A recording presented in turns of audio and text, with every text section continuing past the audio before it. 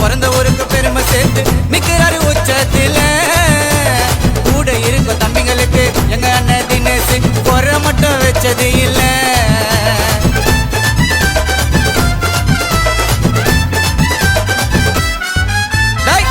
தமிழர் கைய கோத்து பிறந்த ஊருக்கு பெருமை சேர்த்து நிக்கிறாரு உச்சத்தில.